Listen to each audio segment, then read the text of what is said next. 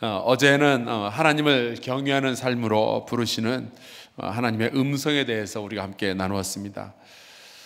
우리의 인생은요, 가만히 살펴보면 우리가 가장 두려워하는 것이 우리의 인생을 지배하게 돼요.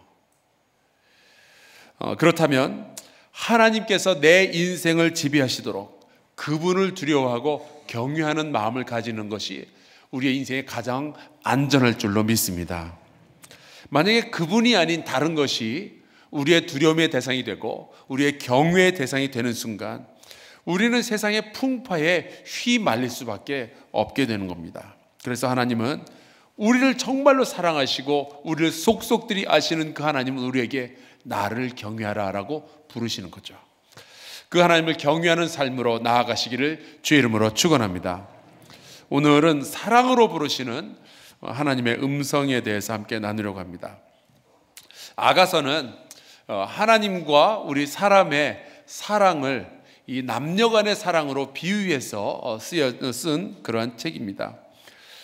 물론 하나님은 우리의 아버지이시고 우리의 창조자이시고 우리는 그분의 자녀고 그분의 백성이니까, 그러니까 하나님과 우리의 사랑을 부모와 자식 간의 사랑으로 표현한 것도 성경에 보면 굉장히 많이 나와 있죠. 하지만 이 아가서는 독특하게도 하나님과 우리의 사랑을 남녀 간의 사랑으로 묘사하고 있어요. 그만큼 뜨겁고 그만큼 깊고 그만큼 비밀스러우니까 하나님과 사람의 이 사랑의 관계를 이제 남녀의 사랑을 표현한 것이 아가서만은 아닙니다. 이사야서에 보아도 62장 5절에 이런 말씀이 있어요. 신랑이 신부를 기뻐함 같이 내 하나님이 너를 기뻐하시리라.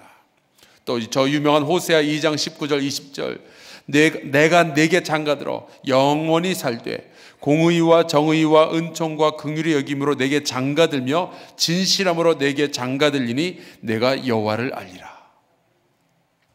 예수님께서도 신랑과 신부의 비유를 통해서 우리가 마지막 때를 어떻게 준비해야 되는지에 대해서 말씀해 주셨죠. 바울도 에베소서 5장 25절 말씀해 보면 남편들아 아내 사랑하기를 그리스도께서 교회를 사랑하시고 그 교회를 위하여 자신을 주심같이 하라 말씀하고 계셔요. 그러니까 부부의 사랑으로 이 하나님과 우리의 그 관계를 표현한 것도 이 성경에 보면 굉장히 많이 나와 있습니다. 물론 이제 굉장히 많은 현대인들이 이 부부 간의 관계에서 좀 실망할 때들이 있죠. 참 우리가 연애 시절에는 그렇게 뜨겁게 사랑했는데 부부가 되고 10년, 20년, 30년 살다 보면은 좀 그렇다라는 생각을 할 때도 있습니다. 얼마 전에 들은 얘기인데 어떤 부부가 건강검진을 하려고 같이 병원에 갔대요. 함께 검진을 했는데 이 의사가 나와서 하는 말이 아내는 굉장히 건강한데 남편은 굉장히 심각하다. 이게 시한부 인생이 된 것 같다 그러더라는 겁니다. 그러면서 의사가 아내만 좀 잠깐 볼 수 있냐고 그러더니 이제 의사가 하는 말이 당신 남편을 살리고 싶으면은 아침, 점심, 저녁 건강하고 맛있는 음식을 꼬박꼬박 차려주고 남편에게 늘 미소로 대하면서 사랑한다라고 말해주고 어떤 경우에도 짜증내지 말고 청소 같은 일도 시키지 말고 이렇게 한 10달 정도 해주면은 건강을 회복할 것이다 라고 의사가 말을 해주는 거예요. 집으로 돌아오는 길에 남편이 물어봤답니다. 의사가 뭐라고 그래요? 그랬더니 아내가 한숨을 푹 쉬면서 이렇게 대답을 했대요. 가망이 없대요. 물론 웃자고 지어낸 이야기고 굉장히 많은 부부가 연애 시절보다 더 깊은 사랑을 하시겠지만 하지만 연애 시절을 그리워하신다면 오늘 우리가 읽은 이 아가서의 말씀은요 결혼을 앞둔 이 연인의 이야기입니다. 그래서 굉장히 많은 설교자들은 이 아가서를 하나님의 연애 편지라고 부르는데 주저하지 않아요. 내용을 읽어보면 느낌이 옵니다. 처음부터 끝까지 남녀 간의 사랑 이야기예요. 우리가 아는 유행가 가사들 중에 가장 많은 주제가 사랑이죠. 사랑 누가 말했나 기억하십니까? 또 이런 거 제가 예전에 들었던 건데 사랑이란 말은 너무너무 흔해. 그러더니 사랑해 너를 사랑해 이 아가서가 딱 그런 내용이에요. 아가서는 하나님과 인간의 사랑을 연인 간의 사랑처럼, 근데 때로는 슬프게, 때로는 안타깝게, 때로는 아프게, 때로는 19금 그 영화처럼 민망하게 그렇게 그려내고 있어요. 하지만 그 모든 사랑의 이야기는 아름답죠. 사랑이니까. 이 사랑의 노래를 지은 사람은 솔로몬입니다. 그리고 이 솔로몬의 사랑 이야기를 전해 들은 이 축복의 여인은 술람미 여인이에요. 하지만 여러분, 우리가 모두 고백하기를 성경 말씀은요, 성령의 감동으로 지어진 겁니다. 그러니까 아가서는요, 하나님께서 솔로몬이라는 필기구를 통해서 쓰신 우리를 향한 사랑의 연애 편지, 사랑의 노래인 거예요. 우리를 하나님과의 그 사랑의 관계로 다시 부르시는 하나님의 음성입니다. 이 아가서를 통해서 주시는 이 하나님의 부르심이 있는데, 그것이 오늘 우리가 읽은 이 말씀이에요. 결혼하신 분들은 한번 생각해 보세요. 여러분이 청년 시절에 데이트 신청할 때, 그때의 그 데이트 신청 상대가 뭐 지금의 아내인지 아닌지 상관없이 여러분 어떤 멘트를 던지셨나요? 처음에 나랑 데이트하자 그럴 때 무슨 말씀하셨어요? 미국 사람들이 많이 사용하는 멘트 가운데 이런 게 있어요. 그대는 마술사인가 봐요. 당신을 보는 순간 주변의 모든 사람들이 사라져요. 당신을 따라가도 되나요? 왜냐하면 우리 엄마가 나의 꿈을 따라가야 된다고 그랬어요. 당신을 요즘 나오는 건데요, 당신을 구글이라고 부르고 싶어요. 내가 찾는 모든 것이 당신에게 있으니까. 솔로몬이 술람미 여인에게 던진 멘트는 이거예요. 나의 사랑, 나의 어여쁜 자야, 일어나서 함께 가자. 데이트 신청을 하는 거예요. 속된 말로 이제 꼬시는 겁니다. 그러니까 하나님께서 우리에게 데이트 신청을 하시는데 어디로 가자는 걸까? 제가 제 아내와 이제 연애 시절에 뭐 극장도 가봤고요, 그 명동에 있는 칼국수집 거기도 가봤고, 콘서트도 가봤고, 치킨집도 가고 그랬거든요. 솔로몬은 이렇게 말해요. 이 지금 봄이 되었고 꽃이 피고 무화과나무에 열매가 맺히고 포도나무 꽃 향기가 있다. 거기서 데이트하자. 하나님은 그러면 우리에게 뭐라고 말씀하시냐? 복된 인생을 내가 준비하고 있다. 의미 있고 아름다운 인생이 앞에 있다. 나와 함께 그곳으로 가자 말씀하시는 거예요. 그 하나님하고 데이트하듯이 인생 살아가는 저와 여러분 되시기를 주의 이름으로 축원합니다. 근데 이 구절은요, 이 아가서 1장부터 이렇게 쭉 읽다 보면은 약간 좀 충격적이에요. 왜냐하면 이 어여쁜 자라고 불리운 이 사람은요, 1장에 보면은 다른 사람들 눈에 보기에는 그리 아름답지 않았거든요. 포도원 농사를 하느라 이렇게 화장도 잘 못했고요, 피부가 막 햇볕에 막 그을렸고요. 그래서 사람들이 흘겨보기까지 했던 사람이 이 술람미 여인이에요. 그런데 솔로몬의 눈에는 나의 어여쁜 자로만 보이는 거예요. 게다가 여러분, 솔로몬은 왕이잖아요. 주변의 아름다운 여자들은 맘만 먹으면 수도 없이 자기가 긁어모을 수 있었을 거예요. 그런데 이 포도원 농사를 짓던 술람미 여인, 그 피부가 햇볕에 까맣게 그을린 이 여인에게 완전히 빠져버린 거예요. 콩깍지가 씌운 거죠. 신분의 차이도 어마어마해요. 왕족과 농사짓는 여인의 차이예요. 그러니까 아마 조선시대 임금이 이런 사랑을 하려고 하면은 막 신하들이 나와서 드라마에 나오는 거 있잖아요. 뭐 천부당 만부당 하옵니다, 뭐 통촉하여 주시옵소서, 뭐 이런 거 말하는 거 있잖아요. 아마 그랬을 거예요. 그런데 솔로몬은 아랑곳하지 않아요. 사랑에 빠진 사람의 눈에는 상대의 조건이 아니라 상대의 가치만 보이잖아요. 하나님의 눈에 우리가 그렇게 보이는 거예요. 하나님과 우리의 이 신분의 차이를 따지자면 왕과 노예 정도의 차이가 아니죠. 어마어마해요. 창조물과 창조주의 차이잖아요. 게다가 우리는 죄를 짓는 죄인이잖아요. 가끔 하나님이 아닌 딴 곳으로 한눈 팔기도 하고, 우리가 따지고 보면 하나님의 사랑을 받을 만한 조건을 갖추질 못했어요.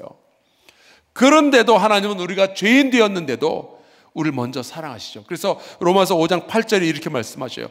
그리스도께서 우리를 위하여 죽으심으로 하나님께서 우리에게 대한 자기의 사랑을 확증하셨느니라. 하나님은 우리의 조건과 상관없이 죽을 만큼 우리를 사랑하시는 거예요. 이게 은혜이고 기독교의 본질이에요. 나의 사랑, 나의 어여쁜 자야, 나와 함께 가자. 이게 기독교의 본질이에요.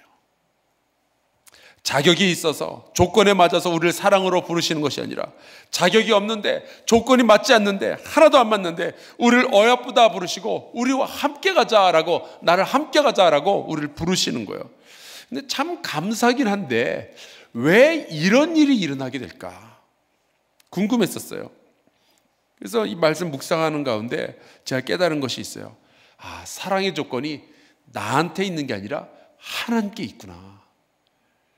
하나님은 그 본질 자체가 사랑이시잖아요. 사랑의 조건이 내게 있지 않고 하나님이 그 본질상 사랑이신 그 하나님은요, 사랑이 그 안에만 머무르시는 게 아니라 넘쳐나는 거예요. 그 넘쳐나는 사랑이 내게 흘러온 것, 바로 그것이 은혜였던 거죠. 내가 가진 자격과 내가 가진 조건에서 사랑이 시작되는 것이 아니라 하나님 그 자신으로부터 사랑이 시작되니까, 그래서 그 사랑은요 죽음보다 강하고 그 사랑은 영원한 거예요. 자, 그렇다면 문제는 이 데이트 신청을 하나님이 왕이 했다는 건데, 우리를 주신 하나님이 우리를 사랑한다 그러면서, 어여쁘다 그러면서 우리를 그 사랑의 관계로 불러주시는 건데, 과연 우리는 어떻게 응답을 해야 될까? 여전히 나는 내 조건을 보면서 하나님의 부르심과 상관없이 나는 사랑받을 만한 조건이 없다, 바빠서 안 되겠다, 피곤해서 안 되겠다, 그렇게 말을 해도 될까? 나는 죄인이니까 다른 데 가서 거룩한 사람들이나 알아보시라고 하나님을 퇴짜 놓을 수 있을까? 나는 사랑하는 다른 것이 있으니까 포기하시라고 내가 그렇게 말할 수 있을까? 과연 우리는 우리의 왕 되신 그분이 내게 사랑을 고백하실 때 우리는 그런 식으로 바람맞혀도 되는 걸까? 저러다 말겠지 그러면서 그냥 짝사랑하시도록 그냥 내버려 둬야 될까? 그러면 안 되죠. 제가 목사로서 사역하다가 때때로 등골이 서늘해질 때가 있어요. 막 가슴이 철렁 내려앉을 때가 있어요. 어떤 때인가 하니 하나님의 일하느라 하나님과 사랑 속삭일 시간이 없을 때, 하나님의 일을 열심히 하다 보니까 하나님과 교제할 시간이 적어지는 거예요. 영국의 영성가 그 토마스 멀튼이라는 분이 이런 말을 했어요. 모든 소명은, 모든 부르심은 하나님의 사랑을 이 세상에 드러내기 위한 겁니다. 그런데 사역하다 보니까, 부르심에 응답하겠다고 바쁘게 일하다 보니까 하나님의 사랑을 내가 깨닫지 못하게 되는 거예요. 그때 등골이 서늘해져요. 여러분, 하나님께서 제게 원하시는 것이 돈인가요? 하나님께서 제게 원하시는 것이 그냥 한 사람 교회에 담임 목사로 일하는 이 사역인가요? 여러분 생각해 보세요. 대답은 하지 마세요. 제가 질문을 해볼게요. 상처가 될 것 같아요. 대답하시면 제가 스스로 대답할게요. 세상에 한 사람 교회의 담임 목사가 될 사람이 저 하나밖에 없겠어요? 저보다 잘할 사람 수도 없이 많을 거예요. 그렇다면 하나님께서 저에게 요구하시는 것은 뭘까? 사역이 아니라 사랑이죠. 집사, 권사, 장로, 전도사, 목사, 이렇게 교회 안에서 사자만 붙으면 신경 쓸 일들이 굉장히 많아져요. 교회에서 요구하는 것들이 있죠. 식당 봉사, 주차 봉사, 성가대 봉사, 주일학교 봉사. 여러분 기억하세요. 우리가 아니어도 하나님은 그런 모든 일들을 충분히 감당하실 다른 사람들을 데려다 쓰실 수 있어요. 하지만 오직 우리만이 할 수 있는 것이 있죠. 하나님께서 우리에게 어여쁜 자야 나와 함께 가자 라고 부르실 때에 네 하고 따라 나서는 건 우리 말고는 할 사람이 없어요. 하나님께서 나를 사랑하신다라고, 너의 이름 황성수 내가 너를 사랑한다라고 말씀하실 때 저도 주님을 사랑합니다 고백할 수 있는 이는 나밖에 없어요. 주님과 사랑에 빠지는 것, 주께서 우리를 사랑으로 불러주실 때 저도 주님을 사랑합니다 말할 수 있는 사람 나밖에 없잖아요. 그래서 여러분, 우리가 주님께서 사랑으로 부르실 때 이전보다 더욱 주님을 사랑합니다 고백하는 저와 여러분 될 수 있기를 주 이름으로 축원합니다.